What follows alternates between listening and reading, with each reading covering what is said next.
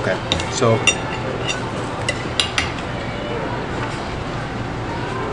WWE is in a bit of a situation right now, aren't they? Yeah, it's quite unfortunate the way it's looking.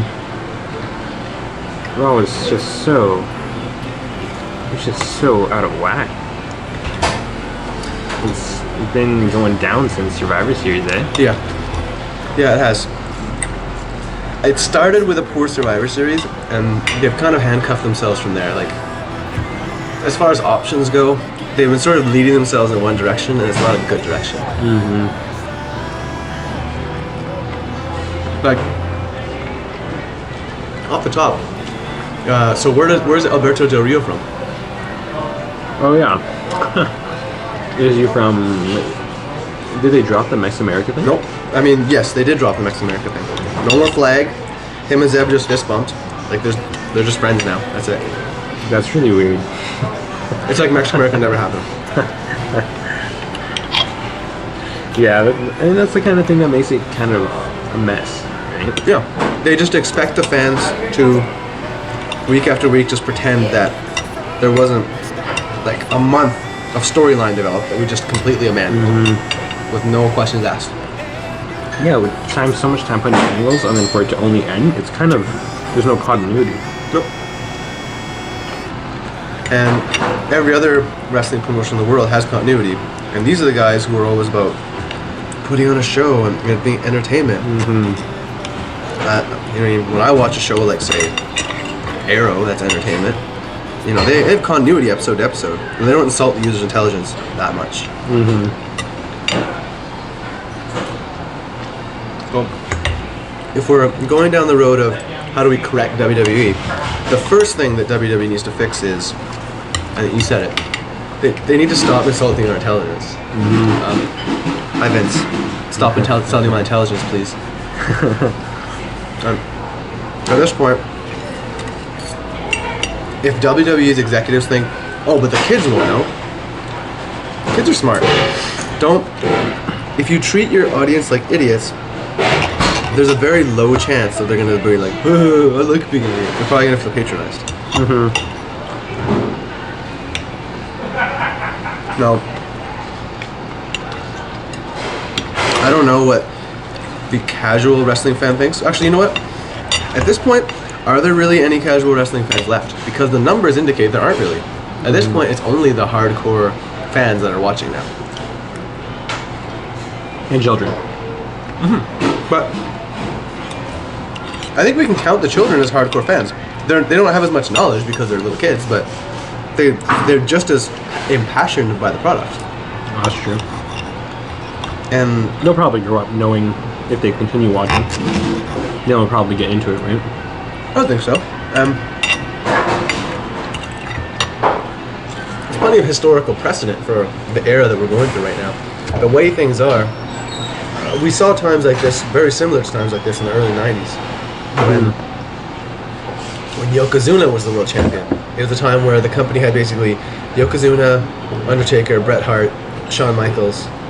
That's more or less it for big time stars.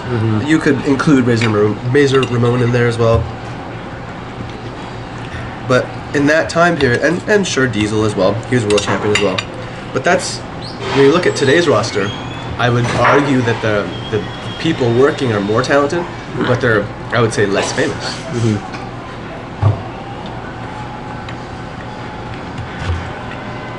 But despite that, they still have to follow the booking that they have to be thrown into.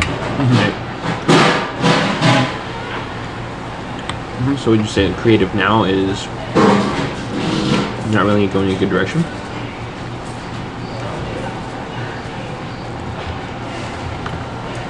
Sometimes they do go in the right direction, but it seems as if for every good thing they do, they have another Lana and Rusev 10 minutes of kayfabe destruction segment, where we could be having a match, we could be actually building a legitimate story between him and Ryback, or somebody, for goodness sakes.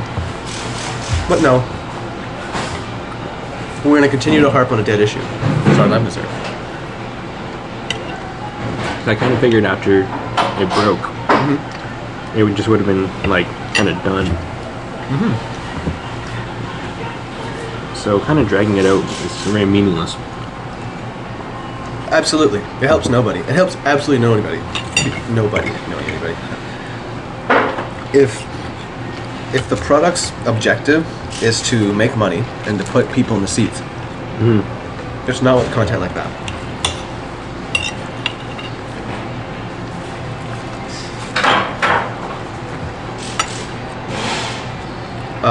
I'm pretty sure even Vince can't possibly be wrong enough to believe that people actually want to tune in to watch Rusev and Lana angle. Like, honestly. I don't think anybody really wants that. No. So tell me right now, do you see anything coming of a Ryback versus Rusev angle? I honestly don't, because it's kind of pointless. Doesn't scream dollar signs to you? No. I mean, there's no indication of really if they do well doing it. Right. I mean, both their work, I think it'd be okay, but it doesn't seem like there'd be any reason for him to. So who should they both be working against right now? Honestly, at this point, in my opinion, I think Ryback should become a tag team guy again. I think that'd be pretty cool, actually.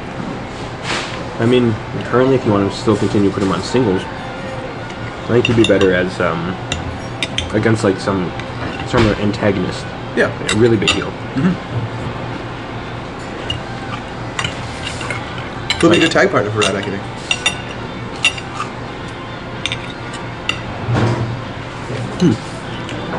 Maybe a serious Heath Slater? Do you think he'd just lose again? All the losses will just be on Heath Slater? Right. Or maybe he should go back to Curtis Axel? Yeah, what's he doing right now? Not getting on live TV? Yeah, I think they have a lot of people, a lot of underused people.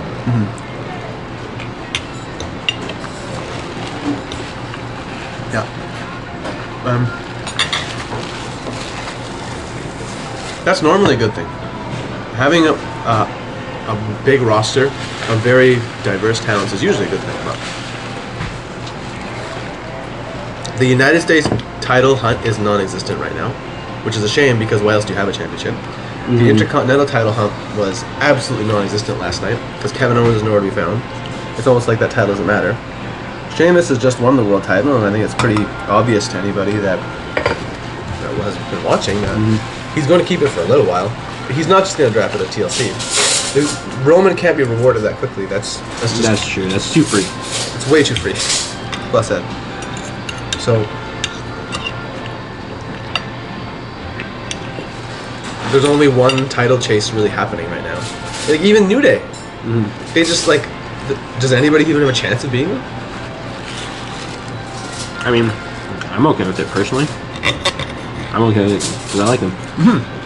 But when you have a hot heel team, this is the opportunity to make a babyface team hot too. That's a really good point.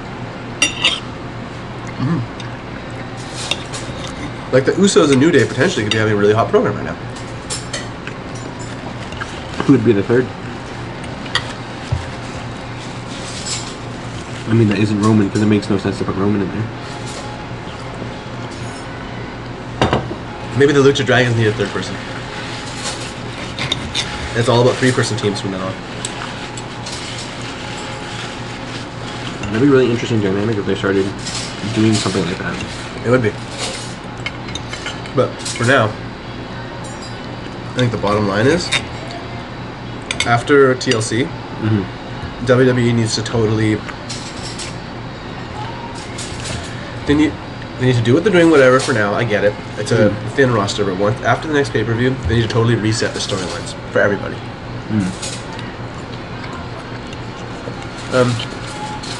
Normally, that's not done till WrestleMania. Because they expect everything to culminate then, and then everything else to start new, right? Yeah. But this is an extreme circumstance, almost unprecedented. So they need to take an extreme measure. And if you're going to insult their intelligence by, doing things like dropping Mex America or spending 10 minutes talking about kayfabe destruction, then go ahead and just restart some storylines for the fans' sake.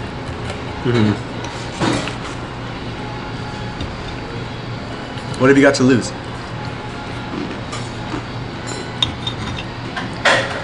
Honestly, I think it'd be really great if they got more into humor. More humor?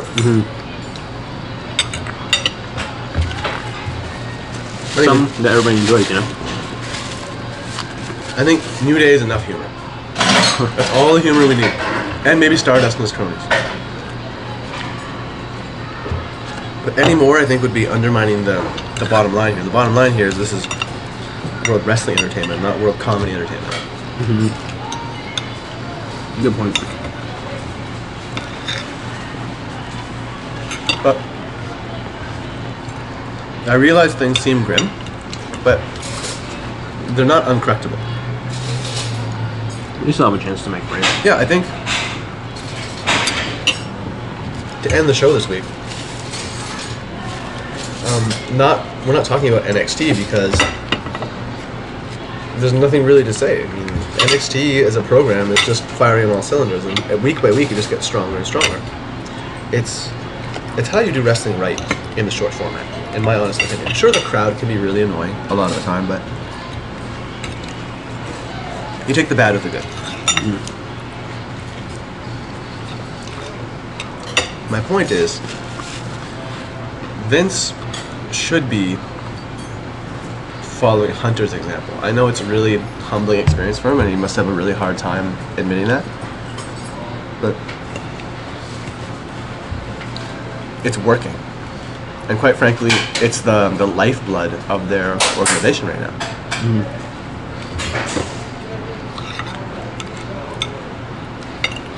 So, honestly, at the end of the day, it's purely just Vince's ego. And Vince has gone on record saying that he'd rather make $1 his way than $1 million someone else's way, but that's great, Mr. McMahon, but there's a lot of people that work for you who maybe don't feel the same way. And you can't very well fire everybody, can you? You can try, but I wouldn't advise it. Thoughts? No, I mean, you gotta do it based on your ego. It's gonna put a lot of stuff, give it a lot of limitations. It can't go as much as it could potentially go. Exactly. The word you said right there, limitations. That's exactly right. Limitations. If you're in the business of making money, why would you put any hindrance on yourself? Do you not like making money? Do you not want to make more? I don't know. Thanks for watching, once again. We'll be joining you again next week, and who knows? Maybe. Excuse me. Maybe old Uncle Vince will be willing to remove a limitation or two until then. But until next time, cheers.